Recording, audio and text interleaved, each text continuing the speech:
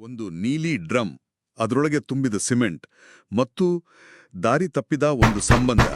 ಈ ಮೂರು ವಿಷಯಗಳು ಮೀರತ್ನಲ್ಲಿ ನಡೆದ ಒಂದು ಭಯಾನಕ ಕಥೆಯ ಕೇಂದ್ರ ಬಿಂದುಗಳು. ಇದು ಕೇವಲ ಒಂದು ಕ್ರೈಮ್ ರಿಪೋರ್ಟ್ ಅಲ್ಲ, ಬದಲಾಗಿ ಇಡೀ ಪ್ರದೇಶವನ್ನೇ ಬೆಚ್ಚಿಬೀಳಿಸಿದ ನಂಬಿಕೆ, ದ್ರೋಹ ಮತ್ತು ಕ್ರೂರ್ಯದ ಒಂದು ಕಥೆ.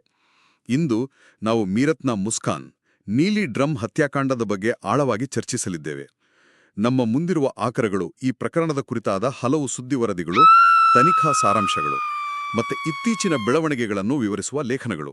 ಹೌದು, ನಮ್ಮ ಇವತ್ತಿನ ಚರ್ಚೆಯ ಉದ್ದೇಶ ಕೇವಲ ಏನಾಯ್ತು ಅಂತ ತಿಳಿದುಕೊಳ್ಳುವುದು ಮಾತ್ರ ಅಲ್ಲ. ಈ ಘಟನೆಯ ಹಿಂದಿನ ಮನಸ್ಥಿತಿ ಏನು, ಸಾಕ್ಷ್ಯ ನಾಶ ಮಾಡಲು ಮಾಡಿದ ಆ ಭಯಾನಕ ಪ್ರಯತ್ನ ಮತ್ತು ಎಲ್ಲಕ್ಕಿಂತ ಮುಖ್ಯವಾಗಿ ಈ ಕ್ರೂರ ಕಥೆಗೆ ಇತ್ತೀಚೆಗೆ ಸೇರಿಕೊಂಡ ಒಂದು ಮಾನವೀಯ ತಿರುವು, ಇವೆಲ್ಲವನ್ನು ಅರ್ಥ ಮಾಡಿಕೊಳ್ಳುವ ಪ್ರಯತ್ನ ಮಾಡೋಣ. ಯಾಕಂದ್ರೆ ಈ ಕಥೆ ಈಗ ಅಪರಾಧ ಮತ್ತು ಶಿಕ್ಷೆಯನ್ನು ಮೀರಿ ಬೆಳೆದಿದೆ. ಸರಿ, ಹಾಗಾದ್ರೆ ಕಥೆಯ ಆರಂಭದಿಂದಲೇ ಶುರು ಮಾಡೋಣ. ಸಂತ್ರಸ್ತ ಸೌರಭ್ ರಜಪೂತ್ ಒಬ್ಬ ಮಾಜಿ ಮರ್ಚೆಂಟ್ ನೇವಿ ಅಧಿಕಾರಿ. ಹೌದು, ಅವರ ಪತ್ನಿ ಮುಸ್ಕಾನ್ ರಸ್ತೋಗಿ. ಇವರಿಗೆ ಈಗಾಗಲೇ ಒಂದು ಮಗಳಿದ್ದು ಮೀರಟ್ನಲ್ಲಿ ವಾಸವಾಗಿದ್ರು. ಅಂದ್ರೆ ನೋಡೋಕೆ ಎಲ್ಲವೂ ಚೆನ್ನಾಗಿದೆ ಅನ್ನೋ ಹಾಗೆ ಕಾಣ್ತಿತ್ತು. ಹೌದು, ಹೊರಗಿನಿಂದ ನೋಡುವವರೆಗೆ ಇದು ಒಂದು ಸಾಮಾನ್ಯ ಮಧ್ಯಮ ವರ್ಗದ ಕುಟುಂಬದಂತೆ ಕಾಣಿಸುತ್ತಿತ್ತು. ಸೌರಭ್ ವಿದೇಶದಲ್ಲೂ ಕೆಲಸ ಮಾಡಿ ಬಂದಿದ್ರು, ಆರ್ಥಿಕವಾಗಿಯೂ ಸ್ಥಿತಿವಂತರಾಗಿದ್ರು. ಆದ್ರೆ ಮನೆಯ ಗೋಡೆಗಳ ಒಳಗೆ ಬೇರೆಯೇ ಕಥೆ ನಡೆಯುತ್ತಿತ್ತು. ಮಾರ್ಚ್ 4, 2025 ರಾತ್ರಿ ನಡೆದ ಘಟನೆ ಇಡೀ ಚಿತ್ರಣವನ್ನೇ ಬದಲಾಯಿಸಿತು. ಆರೋಪದ ಪ್ರಕಾರ ಅಂದು ರಾತ್ರಿ ಮುಸ್ಕಾನ್ ತನ್ನ ಪತಿ ಸೌರಭ್ಗೆ ಊಟದಲ್ಲಿ ನಿದ್ರೆ ಮಾತ್ರೆಗಳನ್ನು ಬೆರೆಸಿಕೊಟ್ಟಿದ್ದಾಳೆ. ಹೌದು, ಅವರು ಪ್ರಜ್ಞೆ ತಪ್ಪಿದ ನಂತರ ತನ್ನ ಪ್ರಿಯಕರ ಎನ್ನಲಾದ ಸಾಹಿಲ್ ಶುಕ್ಲಾ ಜೊತೆ ಸೇರಿ ಚಾಕುವಿನಿಂದ ಹಲವು ಬಾರಿ ಇರಿದು ಕೊಂದಿದ್ದಾಳೆ. ಒಂದು ಕ್ಷಣ ಯೋಚನೆ ಮಾಡಲೇ ಮೈ ಜುಮ್ ಅನ್ನುತ್ತೆ. ತಮ್ಮ ಸೊತೆ ಜೀವನ ನಡೆಸಿದ ವ್ಯಕ್ತಿಯನ್ನು ಈ ರೀತಿ ಮಾಡಲು ಹೇಗೆ ಸಾಧ್ಯ? ಆ ಕ್ರೌರ್ಯ ಒಂದು ಹಂತವಾದರೆ, ಅದಾದ ನಂತರ ಅವರು ಮಾಡಿದ್ದಿದೆಯಲ್ಲ, ಅದು ಈ ಪ್ರಕರಣವನ್ನ ಬೇರೆ ಎಲ್ಲ ಅಪರಾಧಗಳಿಗಿಂತ ಭಿನ್ನವಾಗಿಸುತ್ತದೆ.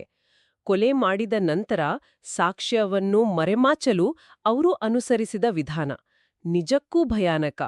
ಅದು ಅವರ ಕ್ರೂರ ಮನಸ್ಥಿತಿಗೆ ಹಿಡಿದ ಕನ್ನಡಿ. ಹೌದು, ಇಲ್ಲಿಂದ ಕಥೆ ಇನ್ನಷ್ಟು ಕರಾಳವಾಗ್ತದೆ. ಕೊಲೆ ಮಾಡಿದ ಮೇಲೆ ಅವರಿಬ್ಬರೂ ಸೌರಭ್ ಅವರ ದೇಹವನ್ನ ತುಂಡರಿಸಿದ್ದಾರೆ. ಆ ದೇಹದ ಭಾಗಗಳನ್ನು ಒಂದು ದೊಡ್ಡ ನೀಲಿ ಪ್ಲಾಸ್ಟಿಕ್ ಡ್ರಮ್ನಲ್ಲಿ ತುಂಬಿ ಅದರ ಮೇಲೆ ಸಿಮೆಂಟ್ ಸುರಿದು ಗಟ್ಟಿಯಾಗುವಂತೆ ಮಾಡಿದ್ದಾರೆ. ಎಕ್ಸಾಕ್ಟ್ಲಿ. ಅಂದ್ರೆ ಸಾಕ್ಷ್ಯದ ಒಂದು ಸಣ್ಣ ಕುರುಹು ಕೂಡ ಸಿಗಬಾರ್ದು ಅನ್ನೋದು ಅವರ ಉದ್ದೇಶವಾಗಿತ್ತು. ಇದು ಆ ಕ್ಷಣದ ಆವೇಶದಲ್ಲಿ ಅಥವಾ ಕೋಪದಲ್ಲಿ ಮಾಡಿದ ಕೊಲೆಯಲ್ಲ ಎಂಬುದಕ್ಕೆ ಇದೇ ದೊಡ್ಡ ಸಾಕ್ಷಿ ಅಲ್ವಾ? ಖಂಡಿತ. ದೇಹವನ್ನು ತುಂಡರಿಸುವುದು, ಅದನ್ನು ಡ್ರಮ್ನಲ್ಲಿ ತುಂಬಿ ಸಿಮೆಂಟ್ ಹಾಕುವುದು, ಇಷ್ಟೆಲ್ಲ ಮಾಡಲು ಅಸಾಮಾನ್ಯವಾದ ಪೂರ್ವ ಯೋಜನೆ ಮತ್ತು ಕಲ್ಲೆದೆಯ ಮನಸ್ಸು ಬೇಕು.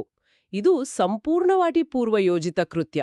ಬಹುಶಃ ಅವರು ಎಲ್ಲವೂ ಮುಗಿಯಿತು, ಇನ್ನು ಯಾರಿಗೂ ತಿಳಿಯೋದಿಲ್ಲ ಎಂದುಕೊಂಡಿರಬಹುದು. ಹಾಗಾದ್ರೆ ಇಷ್ಟೆಲ್ಲ ಪ್ಲಾನ್ ಮಾಡಿ ಮುಚ್ಚಿಟ್ಟಿದ್ರೂ ಇವರು ಸಿಕ್ಕಿಬಿದ್ದಿದ್ದು ಹೇಗೆ? ಏನೋ ಒಂದು ಸಣ್ಣ ತಪ್ಪು ಮಾಡಿರ್ಬೇಕಲ್ಲ? ಹೌದು, ಆ ತಪ್ಪು ಅವರದ್ದಲ್ಲ, ಬದಲಾಗಿ ಪ್ರಕೃತಿಯದ್ದು ಅಂತ ಹೇಳ್ಬಹುದು. ದೇಹ ಕೊಳೆಯಲು ಆರಂಭಿಸಿದಾಗ ಬರುವ ವಾಸನೆಯನ್ನು ತಡೆಯಲು ಅವರಿಂದ ಸಾಧ್ಯವಾಗಲಿಲ್ಲ. ಕೆಲವು ದಿನಗಳಿಂದ ಸೌರಭ್ ಕಾಣಿಸ್ತಿರುವುದು ಮತ್ತು ಮನೆಯಿಂದ ಬರುತ್ತಿದ್ದ ಕೆಟ್ಟ ವಾಸನೆಯಿಂದ ನೆರೆಹೊರೆಯವರಿಗೆ ಅನುಮಾನ ಬಂದಿದೆ.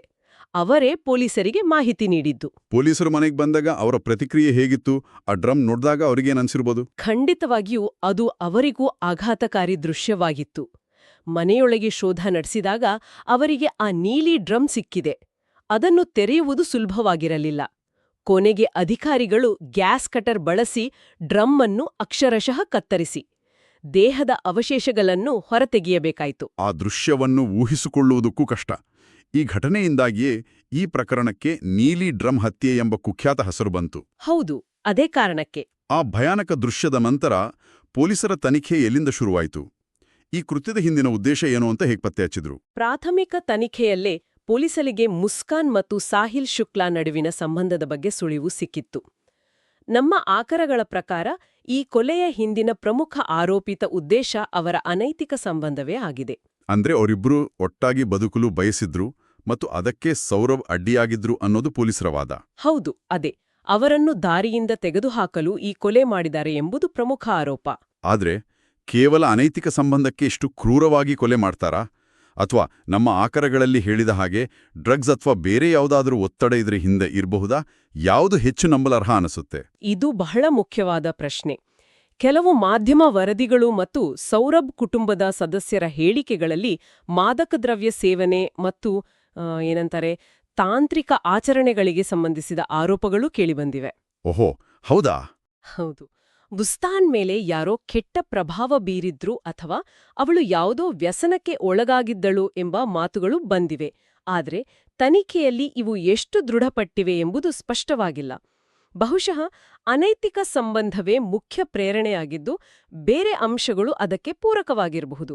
ಸದ್ಯಕ್ಕೆ ಕಾನೂನಿನ ದೃಷ್ಟಿಯಲ್ಲಿ ಪ್ರಮುಖ ಉದ್ದೇಶ ಅನೈತಿಕ ಸಂಬಂಧವೇ ಆಗಿದೆ. ತನಿಖೆ ನಂತರ ಇಬ್ಬರನ್ನು ಬಂಧಿಸಲಾಯಿತು. ಈ ಸಂದರ್ಭದಲ್ಲಿ ಕುಟುಂಬದವರ ಪ್ರತಿಕ್ರಿಯೆ, ಅದರಲ್ಲೂ ಸೌರಭ್ ಅವರ ತಾಯಿಯ ಸ್ಥಿತಿ, ಅದು ನಿಜಕ್ಕೂ ಹೃದಯವಿದ್ರಾವಕ. ಸೌರಭ್ ಅವರ ತಾಯಿ ಮಾಧ್ಯಮಗಳ ಮುಂದೆ ಬಂದು ತನ್ನ ಮಗನಿಗೆ ನ್ಯಾಯ ಸಿಗಬೇಕು ಮತ್ತು ಅಪರಾಧಿಗಳಿಗೆ ಗಲ್ಲಿಗೇರಿಸುವಂತಹ ಕಠಿಣ ಶಿಕ್ಷೆಯಾಗಬೇಕು ಎಂದು ಕಣ್ಣೀರ್ ಹಾಕಿದ್ರು. ಯಾವುದೇ ತಾಯಿಗೆ ಇಂತಹ ಪರಿಸ್ಥಿತಿ ಬರುವುದು ಘೋರ ದುರಂತ. ಇನ್ನೊಂದು ಕಡೆ ಈ ಘಟನೆ ಬೆಳಕಿಗೆ ಬಂದ ನಂತರ ಮುಸ್ಕಾನ್ ಪೋಷಕರು ಅವಳನ್ನು ಸಂಪೂರ್ಣವಾಗಿ ತೊರೆದಿದ್ದಾರೆ.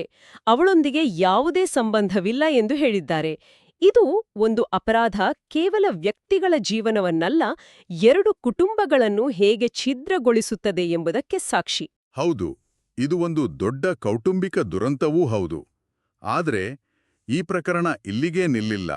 ಇದಾದ ನಂತರ ನಡೆದದ್ದು ಬಹುಶಃ ಯಾರೂ ಊಹಿಸದ ಈ ಕಥೆಯ ಅತ್ಯಂತ ಅನಿರೀಕ್ಷಿತ ತಿರುವು. ಖಂಡಿತ. ಜೈಲಿನಲ್ಲಿದ್ದಾಗ ಮುಸ್ಕಾನ್ ಗರ್ಭಿಣಿ ಎಂಬ ವಿಷಯ ತಿಳಿದು ಬಂದಿದೆ. ಏನು? ಹೌದು. ಇದು ಎಲ್ಲರನ್ನೂ ಆಶ್ಚರ್ಯ ಮತ್ತು ಗೊಂದಲಕ್ಕೀಡು ಮಾಡಿತು. ಕೊಲೆ ಆರೋಪದ ಮೇಲೆ ಜೈಲಿನಲ್ಲಿರುವ ಮಹಿಳೆ ಗರ್ಭಿಣಿ. ನವೆಂಬರ್ 2025ರಲ್ಲಿ ಆಕೆ ಜೈಲಿನಲ್ಲೇ ರಾಧಾ ಎಂಬ ಹೆಣ್ಣುಮಗುವಿಗೆ ಜನ್ಮ ನೀಡಿದ್ದಾಳೆ.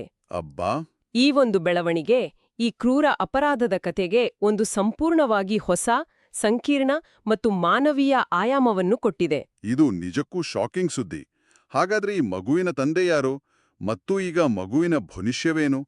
ಕಾನೂನಾತ್ಮಕವಾಗಿ ಮತ್ತು ಭಾವನಾತ್ಮಕವಾಗಿ ಇದು ಹಲವು ಪ್ರಶ್ನೆಗಳನ್ನು ಹುಟ್ಟುಹಾಕಿದೆ ಅಲ್ವಾ? ಹೌದು. ಇದೇ ಈಗ ಈ ಪ್ರಕರಣದ ಅತ್ಯಂತ ಸೂಕ್ಷ್ಮವಾದ ಭಾಗ.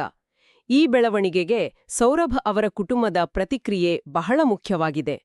ಅವರು ಮಗುವನ್ನು ತಮ್ಮ ಮೊಮ್ಮಗಳು ಎಂದು ಒಪ್ಪಿಕೊಳ್ಳುವ ಮೊದಲು ಅದರ ಪಿತೃತ್ವವನ್ನು ಖಚಿತಪಡಿಸಿಕೊಳ್ಳಲು ಡಿಎನ್ಎ ಪರೀಕ್ಷೆಗೆ ಬೇಡಿಕೆ ಇಟ್ಟಿದ್ದಾರೆ. ಸರಿ, ಅದು ನ್ಯಾಯಯುತವಾದ ಬೇಡಿಕೆನೆ. ಹೌದು. ಒಂದು ವೇಳೆ ಆ ಮಗು ಸೌರಭ್ಗೆ ಸೇರಿದ್ದೆಂದು ಸಾಬೀತಾದ್ರೆ ಅವರ ಮುಂದಿರುವ ಆಯ್ಕೆಗಳೇನು? ಊಹಿಸಿಕೊಳ್ಳಲು ಕಷ್ಟ. ಒಂದು ಕಡೆ ತಮ್ಮ ಮಗನ ಕೊಲೆಗಾರ್ತಿ, ಇನ್ನೊಂದು ಕಡೆ ತಮ್ಮ ರಕ್ತ ಹಂಚಿಕೊಂಡು ಹುಟ್ಟಿರೋ ಮೊಮ್ಮಗು.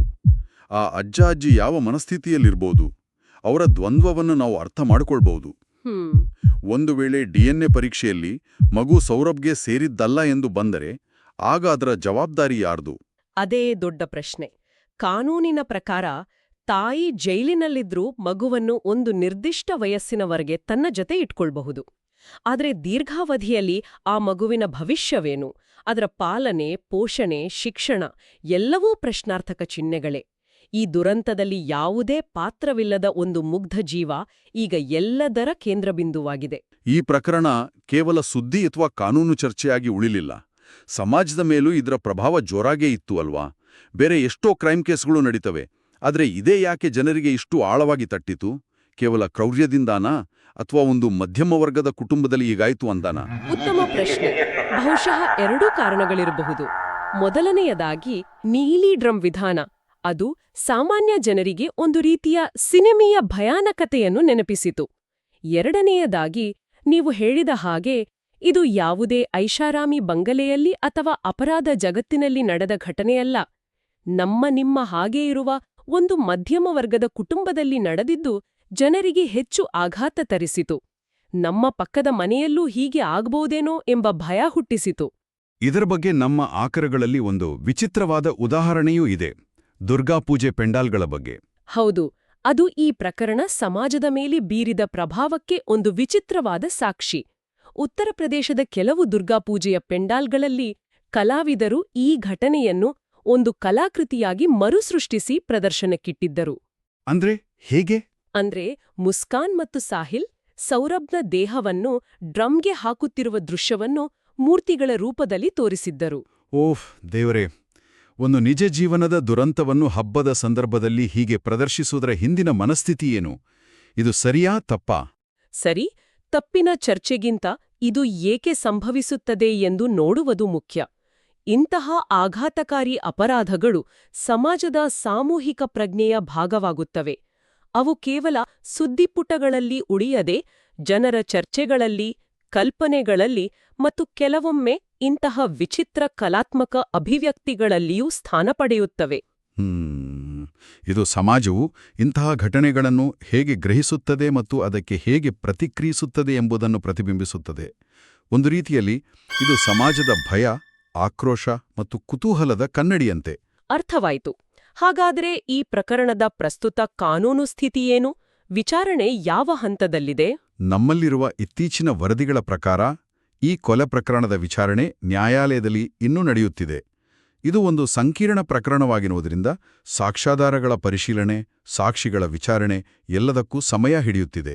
ಇಬ್ಬರೂ ಆರೋಪಿಗಳಾದ ಮುಸ್ಕಾನ್ ಮತ್ತು ಸಾಹಿಲ್ ಕೊಲೆ ಸೆಕ್ಷನ್ 302, ಅಪರಾಧದ ಸಂಚು ಸೆಕ್ಷನ್ 120 ಮತ್ತು ಸಾಕ್ಷ್ಯ ನಾಶ ಸೆಕ್ಷನ್ 201 ದಂತಹ ಗಂಭೀರ ಆರೋಪಗಳನ್ನು ಎದುರಿಸುತ್ತಿದ್ದಾರೆ.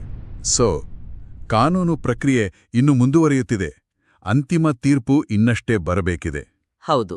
ಸರಿ, ನಾವಿವತ್ತು ಮಾತಾಡಿದ ಮುಖ್ಯ ವಿಷಯಗಳನ್ನ ಒಮ್ಮೆ ಬೇಗನೆ ನೆನಪು ಮಾಡ್ಕೊಳ್ಳೋಣ. ಮೀರತ್ನ ಕುಖ್ಯಾತ ನೀಲಿ ಡ್ರಮ್ ಹತ್ಯಾಕಾಂಡ, ಅನೈತಿಕ ಸಂಬಂಧದ ಆರೋಪಿತ ಉದ್ದೇಶದಿಂದ ನಡೆದ ಆಘಾತಕಾರಿ ಅಪರಾಧ, ಸಾಕ್ಷ್ಯಾವಧಾನವನ್ನು ಮರೆಮಾಚಲು ಬಳಸಿದ ಭಯಾನಕ ವಿಧಾನ, ಸಮಾಜದ ಮೇಲೆ ಅದು ಬೀರಿದ ಪ್ರಭಾವ ಮತ್ತು ಎಲ್ಲರಿಗಿಂತ ಮುಖ್ಯವಾಗಿ ಈ ಪ್ರಕರಣದಲ್ಲಿ ಜೈಲಿನಲ್ಲೇ ಜನಿಸಿದ ಒಂದು ಮಗುವಿನ ಅನಿರೀಕ್ಷಿತ ತಿರುವು. ಹೌದು, ಅಂತಿಮವಾಗಿ ಕಾನೂನು ವ್ಯವಸ್ಥೆಯು ಅಪರಾಧ ಮತ್ತು ಶಿಕ್ಷೆಯನ್ನು ನಿರ್ಧರಿಸುತ್ತದೆ. ನ್ಯಾಯಾಲಯವು ಸಾಕ್ಷ್ಯಾಧಾರಗಳನ್ನು ಪರಿಶೀಲಿಸಿ ಆರೋಪಿಗಳು ತಪ್ಪಿತಸ್ಥರೇ ಅಥವಾ ಇಲ್ಲವೇ ಎಂಬುದನ್ನು ತೀರ್ಮಾನಿಸುತ್ತದೆ. ಶಿಕ್ಷೆ ಏನು ಎಂಬುದನ್ನು ಕಾನೂನು ನಿರ್ಧರಿಸುತ್ತದೆ. ಆದರೆ ಈ ಪ್ರಕರಣ ನಮ್ಮ ಮುಂದೆ ಕೇವಲ ಕಾನೂನಿನ ಪ್ರಶ್ನೆಗಳನ್ನಿಡ್ತಿಲ್ಲ ಅಲ್ವಾ? ಅದಕ್ಕಿಂತ ದೊಡ್ಡದಾದ ಕೆಲವು ಪ್ರಶ್ನೆಗಳು ಉಳಿದುಕೊಳ್ಳುತ್ತವೆ. ಖಂಡಿತ. ಕೋರ್ಟ್ ಒಂದು ತೀರ್ಪು ನೀಡಬಹುದು, ಆದರೆ ಈ ಕಥೆ ಅದರಾಚೆಗೂ ಕೆಲವು ಪ್ರಶ್ನೆಗಳನ್ನು ನಮ್ಮೆಲ್ಲರ ಮುಂದಿಡುತ್ತದೆ. ಕೇಳುಗರು ಯೋಚಿಸಬೇಕಾದ ಒಂದು ವಿಷಯ ಇಲ್ಲಿದೆ. ಈ ಪ್ರಕರಣದ ನ್ಯಾಯವು ಕೇವಲ ಆರೋಪಿಗಳಿಗೆ ಶಿಕ್ಷೆ ನೀಡುವುದರಲ್ಲಿ ಇದೆಯಾ, ಅಥವಾ ಈ ದುರಂತದಲ್ಲಿ ಯಾವುದೇ ತಪ್ಪಿಲ್ಲದೆ ಸಿಲುಕಿರುವ ಆ ನವಜಾತ ಶಿಶುವಿನ ಭವಿಷ್ಯವನ್ನು ಖಚಿತಪಡಿಸುವುದರಲ್ಲೂ ಇದೆಯಾ? ಆ ಮಗುವಿನ ಗುರುತಿನ ಮತ್ತು ಭವಿಷ್ಯದ ಬಗ್ಗೆ ಯೋಚಿಸಿದಾಗ ನ್ಯಾಯದ ನಿಜವಾದ ಅರ್ಥವೇನು ಎಂಬ ಪ್ರಶ್ನೆ ಮೂಡುತ್ತದೆ. ಆ ಮಗುವಿನ ಕಥೆ ಎಲ್ಲಿಂದ ಶುರುವಾಗಬೇಕು? ಇದು ಈ ಪ್ರಕರಣ ನಮಗೆ ಬಿಟ್ಟು ಹೋಗುವ ಅತಿದೊಡ್ಡ ಮತ್ತು ಅತ್ಯಂತ ಕಷ್ಟಕರವಾದ ಪ್ರಶ್ನೆ.